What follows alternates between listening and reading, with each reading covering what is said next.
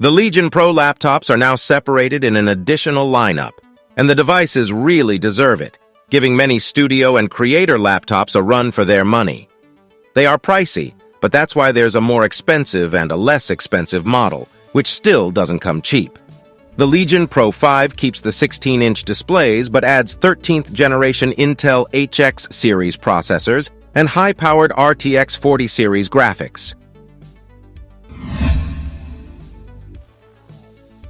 On the outside, this is a traditional Legion laptop, with a stealthy onyx gray color and an anodized surface.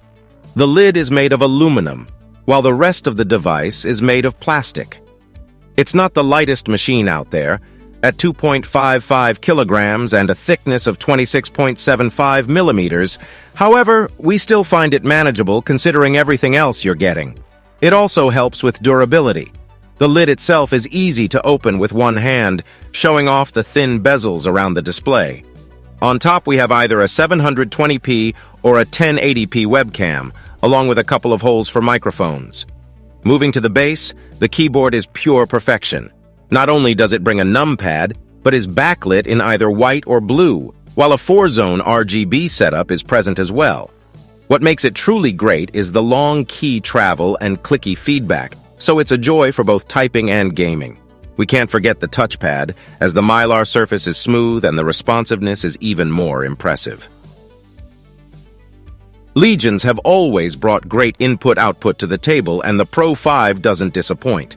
On the left side, there's one USB Type-A 3.2 Generation 1 port and one USB Type-C 3.2 Generation 2 port, which also has DisplayPort 1.4 support. The main show is on the back, with the power plug, two more USB Type-A ports, an HDMI 2.1 FRL port with up to 8K at 60 Hz or 4K at 120 Hz, one more Type-C port, this time with both power delivery up to 140 watts and DisplayPort 1.4 support, and a LAN port.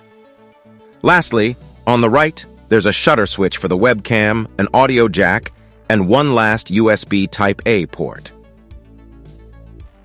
We have nothing bad to say about the QHD plus 240 Hz IPS display, as it's got high brightness, maxing out at 396 nits and 96% sRGB coverage, so the colors are punchy and really pop.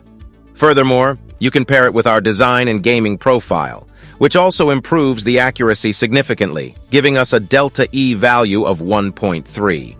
To clarify, the human eye can't really spot the difference with a value below 1, so the display does have true-to-life colors. We'll have our display profiles linked down below. Audio is important too, with a stereo setup consisting of two 2-watt units found on the bottom. It doesn't show any significant deviations from clarity across the frequency range, however, the max volume could have been a tad higher. Only 2 per 100 people watching this video are subscribers. If you decide to just start following us, we'll be able to reinvest more in our laboratory, thus making even more helpful videos for you. Thank you, you're awesome. In terms of performance, we have the Raptor Lake HX series, represented by the Core i5-13700HX, Core i7-13700HX, and Core i9-13900HX.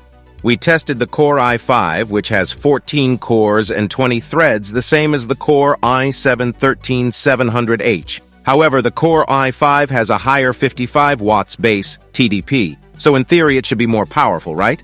Well, in Cinebench R23, it still scores behind the Core i7 inside the MSI Pulse 15. The RTX 4060 GPU inside does significantly better than the RTX 3060 from last year's Legion 5 Pro, while being around 10 to 15% behind the RTX 4070 and the RTX 3070 Ti. In practice, this means that it can effortlessly handle 1440p games. Our list of games includes Borderlands 3, which manages to run at 90 FPS on the Badass Settings preset. Keep in mind that these tests are done on an external 1080p monitor, so it taps directly into the RTX 4060 graphics for the best possible performance.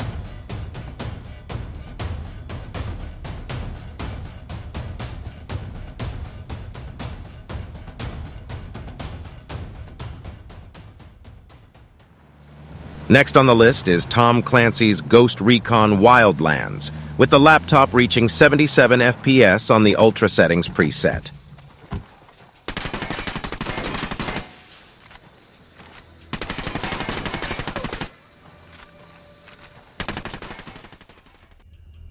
The last game that we run is Shadow of the Tomb Raider, which has proven itself as a title that puts every GPU to work. Here, the RTX 4060 reaches 103 FPS on the highest preset, so you know you can bring up the resolution further to 1440p or the native 1600p that's on the Legion Pro 5. Make contact with the High Consul. Commands to Yes, sir. Even after the fiasco in Brazil. The performing hardware needs good cooling to work properly, and Lenovo hasn't lacked in that department so far. Here we have a 4-pipe setup with 2 fans. In the CPU stress test, the Core i5 reaches 157 watts and close to 4 gigahertz on the P cores, while the E cores run rampant as well, running at above 3 gigahertz.